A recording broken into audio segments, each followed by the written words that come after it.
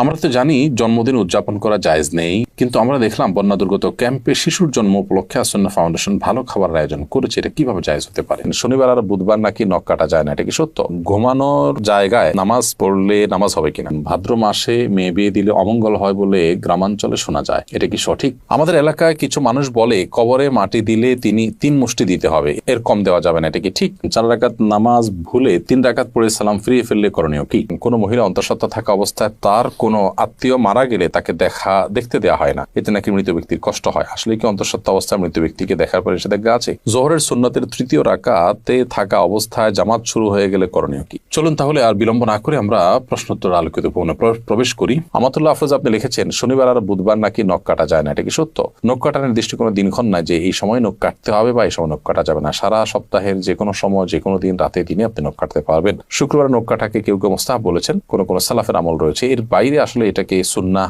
বা ওই দিনই কাটতে হবে এমন কোনো বাধ্যবাধকতা নেই, আর নিষেধাজ্ঞা তো কোনো দিনের জন্যই নাই। বিদায় শনিবার বুধবারে নখ কাটা যাবে না মর্মে কথা যদি কেউ বলে থাকেন, সেটি নিছকই কুসংস্কার এবং দলিলবিহীন একটি কথা। এমনি আমজাদ হোসেন আপনি লিখেছেন, ঘুমানোর জায়গায় নামাজ পড়লে নামাজ হবে কিনা? যে জায়গাটা আপনি ঘুমিয়ে থাকেন বা শুয়ে থাকেন বা যেটা আপনার শোবার ঘর, শোয়ার জায়গা, সেখানে নামাজ পড়েছেন, যদি পবিত্র হয়, পাক হয়, নামাজ হয়ে যাবে, কোনো অসুবিধা নেই। তবে নামাজের যাতে মনোযোগ থাকে সেরকম জায়গা থাকা উচিত। ধরুন সেখানে ঘুমানোর জায়গা, সেখানে হয়তো কালারফুল নানা বিছানা আছে, সেটা আপনার মনোযোগ নষ্ট হতে পারে। এরকম হলে সেখানে বিছানা বিছিয়ে নেবেন, জানামাজ বিছিয়ে নেবেন বা এমন কিছু বিছিয়ে নেবেন যে আপনার মনোযোগকে নষ্ট না করে। এমডি মুস্তাফিজুর রহমান লিখেছেন, তেলাওয়াতের সেজদার বিধান কি? যদি সেজদা না করা হয় তাহলে কি গুনাহ হবে? ভাই মুস্তাফিজুর রহমান, তেলাওয়াতের সেজদা দেওয়া ওয়াজিব। আপনি কোরআন কারীমের সেজদার যে আয়াতগুলোতে সেজদা বিষয়ক নির্দেশনা রয়েছে এবং তার পাশে সেজদা লেখা আছে, এগুলো তেলাওয়াত করলে আপনাকে সেজদা দিতে হবে।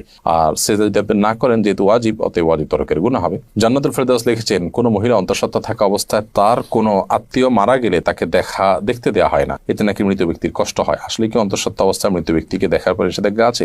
সম্পূর্ণ ভিত্তিহীন এবং কুসংস্কারাচ্ছন্ন কথা। অন্তঃসত্ত্বা থাকা অবস্থায় অনেকগুলো কুসংস্কারের কথা আমরা জানি। এটা কাটা যায় না, সেটা কাটা যায় না, তারপরে চন্দ্রগ্রহণ হলে বাহির হওয়া যায় না, তারপর এই যে আরেকটা নতুন করে শুনলাম যে কোনো আত্মীয় মারা গেলে তাকে দেখা যায় না। একেবারেই ভিত্তিহীন কথা। আপনি যাদেরকে জীবদ্দশা দেখতে পারতেন, মৃত্যুর পর তাদেরকে দেখতে পারবেন। ধরুন আপনার শ্বশুর মারা গেছে, তো আপনি তাকে দেখতে পারবেন। যার সাথে আপনার দেখা দেওয়া যায় তাকে আপনি দেখতে পারবেন। অন্তঃসত্ত্বা হওয়া বা না হওয়ার কোনো সম্পর্ক এর সাথে বা এর কারণে কোনো পার্থক্য বিধানের ক্ষেত্রে হবে না। এমনি দেলোয়ার হোসেন লিখেছেন, আমি গরু পালন করি, অনেক সময় গরুর প্রস্রাবের ছিটা কাপড়ে লাগে, এই কাপড় পরে নামাজ পড়া যাবে কি না? ভাই দেলোয়ার হোসেন, আপনি যে গরু লালন পালন করেন, এই গরু লালন পালন করতে গিয়ে যদি ছিটা পড়ে, সেই ছিটা যদি শুয়ের আগার সমপরিমাণ হয়, এরকম ক্ষুদ্র ক্ষুদ্র ছিটা যদি পড়ে 2-4টা, কোনো অসুবিধা নেই, এতে অসুবিধা হবে না। কিন্তু যদি অনেক বেশি পেশাব লাগে, ছিটা নয় বরং ফোঁটা পড়ে, অনেক ফোঁটা পড়ে, তাহলে সেক্ষেত্রে সেই কাপড় আপনাকে পরিবর্তন করে বা কাপড়ের সেই জায়গাটা ধুয়ে, যেখানে লেগেছে ধুয়ে আপনাকে নামাজ পড়তে হবে। আমাদের এলাকায় কিছু মানুষ বলে কবরে মাটি দিলে তিনি 3 মুষ্টি দিতে হবে,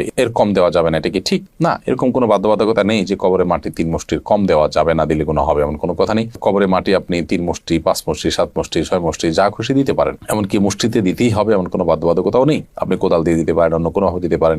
মৃত ব্যক্তিকে দাফন করা ফরজে কিফায়া। সমাজের কিছু মানুষ যদি সেটি করেন, সবার তরফ থেকে সেটি আদায় হয়ে যায়। অতএব মৃত ব্যক্তিকে দাফন করার এই কাজে আপনি শরীক হলেন, একটু মাটি দিলেন, এটা সবের কাজ, সেটা আপনি করেন। বাট আপনার এটা মাথায় রাখা দরকার যে 3 মুষ্টি দিতে হবে এরকম কোনো বাধ্যবাধকতার কথা কোরআন বা সুন্নাহর কোথাও বলা হয়নি। এমডি মুখলেসুর রহমান আপনি লিখেছেন, 4 রাকাত নামাজ ভুলে 3 রাকাত পড়ে সালাম ফিরিয়ে ফেললে করণীয় কি? 4 রাকাত নামাজ যদি 3 রাকাত পড়ে সালাম ফিরিয়ে ফেলেন এবং সালাম ফেরানোর সাথে সাথে মনে পড়ে, তাহলে ওই অবস্থা আপনি দাঁড়িয়ে যাবেন, আরো 1 রাকাত যুক্ত করে তারপর শেষে সেজদায়ে সাহু দিবেন।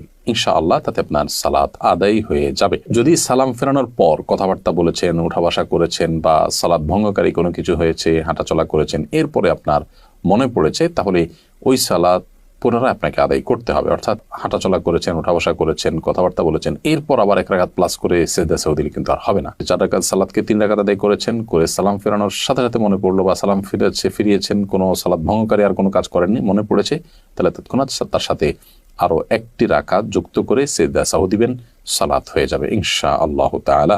এসএইচ মোহাম্মদ আল জাবির আপনি লিখেছেন, ভাদ্র মাসে মেয়ে বিয়ে দিলে অমঙ্গল হয় বলে গ্রামাঞ্চলে শোনা যায়, এটা কি সঠিক? না, এরকম কোনো কথা নেই। বিয়ের ব্যাপারে এমন কোনো সময় বা এমন কোনো কাল নেই যে সময় কালে বিবাহ হলে কোনো প্রকার ক্ষতি হতে পারে বা উপকার হতে পারে। বিবাহ সব সময় করা যায় এমন একটি বিষয়। শুধুমাত্র হজের এহরামরত অবস্থায় বিবাহ বন্ধনে আবদ্ধ হওয়া নিয়ে ওলামা ইকরামের ভিন্ন মত আছে। একদল ওলামা ইকরাম জায়েজ বলেন, অন্য দল ওলামা ইকরাম না জায়েজ।